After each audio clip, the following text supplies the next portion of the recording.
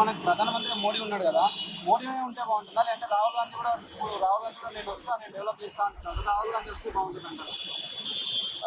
అంటే వీళ్ళు బాగుంటారా వాళ్ళు బాగుంటారా అనేది అయితే నాకు ఐడియా లేదు. ఎందుకంటే అది డైరెక్ట్గా మన మీద ఏ ఇంపాక్ట్ చూపిస్తుంది అనేది నేను ఇప్పటివరకు అనలైజ్ చేసిన దాంట్లో నాకు ఏది కనిపించలేదు.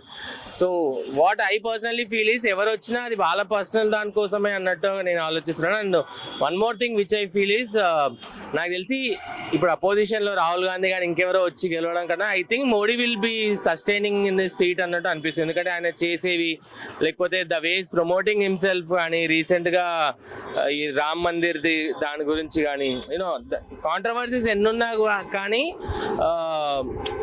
అతను ప్రమోట్ చేసుకునే విధానం చూస్తుంటే నాకు తెలిసి ఈసారి కూడా అతనే వస్తాడని ఒక 90% అనేది అనిపిస్తుంది నాకు.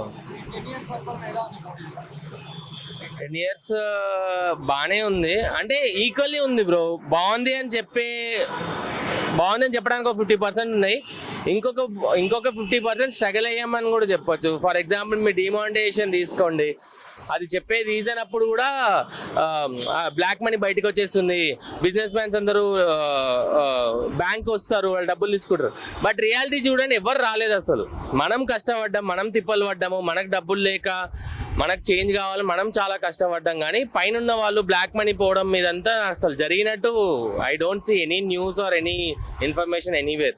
సో ఎంత మంచి జరిగిందో అంత స్కామ్ అని మనం చెప్పొద్దు, ఎందుకంటే we don't have any proofs. కాబట్టి మనమైతే ఈక్వల్లీ సఫర్ కూడా అయ్యాము, ఈక్వల్లీ అది కూడా but at the end of the నేను చెప్పినట్టే పైన ఎవరు వచ్చినా ఎవరు గెలిచినా అది వాళ్ళకి ప్రాఫిటా వాళ్ళ పార్టీకి ప్రాఫిటా లాసా అని చూస్తారు. కానీ మన మీదకి ఇంపాక్ట్ అనేది చాలా తక్కువ పర్సెంటేజ్ వస్తుంది బ్రో. అదే ఫస్ట్ ఆఫ్ ఆల్ నేను జులై సినిమాలో చెప్పినట్టు నేను అనుకునేది అంతా అవ్వాలనుకుంటే నేను సీఎం అవుతాను అనుకుంటాను, కానీ ఎవరో అవ్వాలనుకుంటాను అనేది అనుకోను కదా. అంటే jokes apart, first of all నాకు పొలిటికల్ నాలెడ్జ్ చాలా తక్కువ. సో ఏమన్నా తప్పుగా అటు ఇటు ఏమన్నా మాట్లాడుంటే ఐఎమ్ సారీ. అదే నాకైతే నాలెడ్జ్ చాలా తక్కువ. సో అండ్ ఇంకోటి థింగ్ ఏంటంటే ఎవరు వచ్చినా మనకు ఫరక్ పడదు బ్రో, ఎందుకంటే వస్తారు వాళ్ళ దాంట్లో. ఇప్పుడు వాళ్ళు కాకపోతే వాళ్ళ సన్నో వాళ్ళ కూతురు వస్తారు, వాళ్ళ దాంట్లో వస్తారు, అంతా వాళ్ళది అంతా బాగానే ఉంటుంది. మన మీదకి ఇంపాక్ట్ అనేది చాలా తక్కువ.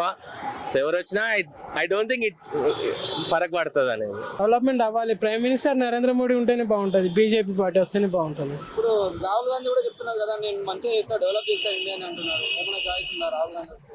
రాహుల్ గాంధీ ఉన్నారు కానీ ఇప్పుడు నరేంద్ర మోడీకి ఉన్న ఎక్స్పీరియన్స్ రాహుల్ గాంధీకి లేదు కదా. ఇప్పుడు ఎంతైనా ఇప్పుడు లాస్ట్ ఇయర్ నుంచి నరేంద్ర మోడీనే పరిపాలిస్తున్నాడు. సో మంచి చెడు ఏంటో తెలుస్తుంది ఆయనకు.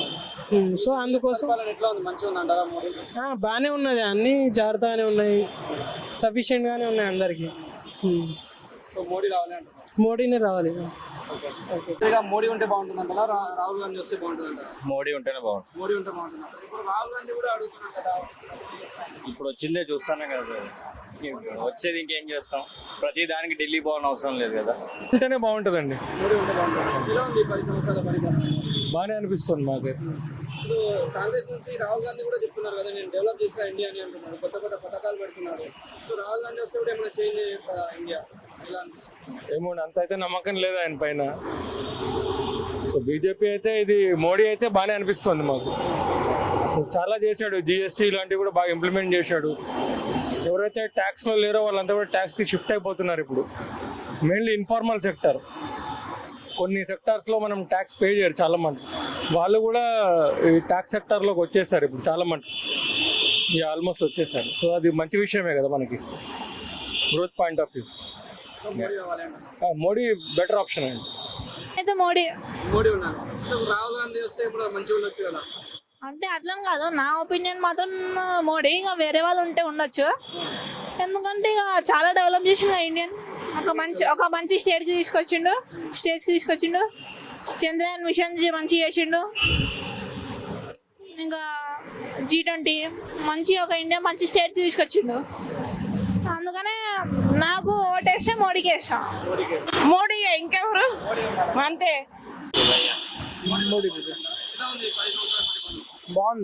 బాగుంది బ్రదర్. అంటే రైల్వేలో కానీ చాలా డెవలప్మెంట్స్ అవి వచ్చాయి. మోడీ సార్ ఇప్పుడు రాహుల్ గాంధీ కూడా కొత్తగా పథకాలు పెడుతున్నారు కదా.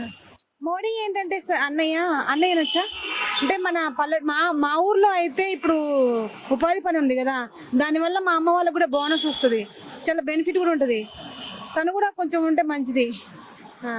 ఎప్పటి నుంచో తనే ఉంటుండు కదా, కొత్త వాళ్ళు వస్తే మళ్ళీ ఇప్పుడు రేవంత్ రెడ్డి ఎలా కోర్టులో ఉన్నాడో, కొత్త సీఎం వచ్చినా వాళ్ళ ప్రాసెస్ తెలియదు కదా అన్నయ్య. పాత వాళ్ళు ఉంటే కంటిన్యూ చేస్తూ ఉంటారు. మోడీ పరిపాలన మంచిగా ఉందండి. నాకు తెలిసిన దగ్గర నుంచి మోడీ సార్ చాలా మంచిగా చేశారు అన్ని. మా అమ్మ అయితే మోడీ సారే అంటది. మన ప్రధానమంత్రి ఎవరంటే మోడీ సార్ అని చెప్పుద్ది. చదువుకోపోయినా మా అమ్మకు తెలివి ఉంది. థ్యాంక్ యూ అండి. ప్రధానమంత్రిగా మోడీ ఉంటే బాగుంటుందా, రాహుల్ గాంధీ ఉంటే బాగుంటుందా? మోడీ ఉంటే బాగుంటుంది. మోడీ ఉంటే బాగుంటుంది. ఎలా ఉంది 10 సంవత్సరాల పరిపాలన? చాలా బాగుంది. ఇప్పుడు కాంగ్రెస్ నుంచి రాహుల్ గాంధీ కూడా చెప్తున్నారు కదా, నేను ఇండియాని డెవలప్ చేస్తా అంటున్నాను, కొత్త కొత్త పథకాలు పెడుతున్నారు. ఏమైనా ఛాయిస్ ఉందంటారా? వచ్చే ఛాయిస్ కూడా ఉంది, కాకపోతే ఇప్పుడు ఉన్న మోడీ గారు అయితే చాలా బాగా చేస్తున్నారు. అతను ఇప్పుడు ఎలా చేస్తాడో కూడా మనకు ఇప్పుడు సరైన అవగాహన లేదు, కాబట్టి మోడీ అయితే బాగుంటుందని నా ఉద్దేశం. మోడీ ఉంటే బాగుంటుంది. రాహుల్ గాంధీ అన్న. Yes. రాహుల్ గాంధీకి एक्सपीरियंस नहीं है ना अभी तक. एक्सपीरियंस क्यों चाहिए? प्रधानमंत्री करना बोले तो एक्सपीरियंस किसके लिए है? डेवलप करना बोले तो कुछ तो मालूम होना ना. That is wrong. You need guts, decision making. That is main. You have to allocate funds. That is the only thing. Why? What is the requirement? This is not car driver, so no need any experience.